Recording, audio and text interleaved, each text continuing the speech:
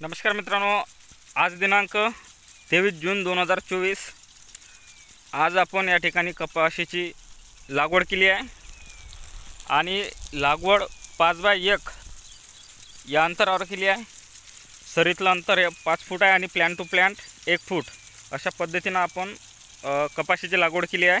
आणि कपाशीमध्ये आपण मायकोची जंगी आणि त्याचबरोबर नाथ कंपनीची NBC10 ह्या दोन व्हेरायटी आपण या 2 एकरामध्ये लावलेल्या आहे। तर पाऊस नसल्यामुळे आपल्याकडे पाण्याची व्यवस्था होती, त्यामुळे आपण स्प्रिंकलरने पाणी देत आहोत। कारण की लेट जर झालं तर तिकडे पाऊस वरच्या पावसाच्या भरोशावर राहिलो तर लागवड लेट होते। लागवड लेट झालं उत्पन्नात सुद्धा घट होऊ शकते आणि उत्पन्नसुद्धा लेट येते। त्यामुळे आपण आपल्याकडे सुविधा होती, त्यामुळे आपण आधी वरचं एक पाणी होऊ दिलं, त्यानंतर आपण टोकन करून अशा पद्धतीने आपण स्प्रिंकलरने पाणी देत आहोत। आणि आपलं जे नियोजन असते, आता आपण 5x1 वर लागवड केली आहे, ठीक आहे। तर या पद्धतीनं आपण जरी लागवड केली असेल तरी उत्पन्न आपल्याला जास्त भेटणार आहे। आणि त्याचबरोबर जे काही आपल्याला खर्च आहे, फवारणीचा खर्च, खताचा खर्च हा सुद्धा कमी प्रमाणात येणार आहे।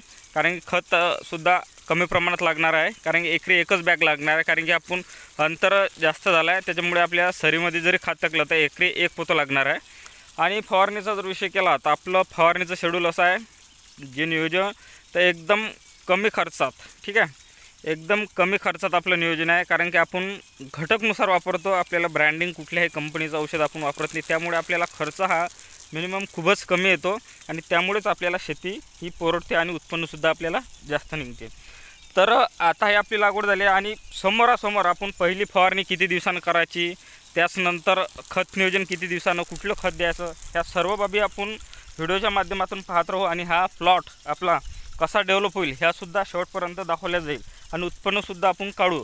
तर तुम्ही शेतकरी असाल, तुम्ही जर या पद्धतीने म्हणजे 5x1 किंवा 4x1 तुमच्या पद्धतीनं कशा पद्धती तुम्ही जे लागवड केली, जर लागवड केली असेल तर आपण ज्या पद्धतीनं नियोजन करतो फवारणीचं खताचं, ते जर तुम्ही निश्चितच करून बघितलं तर निश्चितच तुम्हाला सुद्धा फायदा होऊ शकतो। हा माझा अनुभव आहे, माझा एक प्रॅक्टिकल म्हणून मी माझ्या शेतात करणार आणि तेच तुम्हाला दाखवणार आहे की मी माझ्या शेतामध्ये काय काय फवारणी केली, कशा पद्धतीने नियोजन केलं आणि माझा कपाशी प्लॉट हा कशा पद्धतीने डेव्हलप झाला हे तुम्हाला मी दाखवण्याचा प्रयत्न करणार आहोत शेवटपर्यंत। म्हणून तुम्ही व्हिडिओ पाहत चला, तुम्हाला माहिती मिळत जाईल की आपण कुठलं नियोजन करत आहे। तुम्ही ते करा अथवा नका करू, परंतु नियोजन मी कशा पद्धतीने करतो ते तुम्हाला निश्चितच कळेल। म्हणून हा एक छोटासा व्हिडिओ आपण अपलोड करण्याचा प्रयत्न केला। धन्यवाद।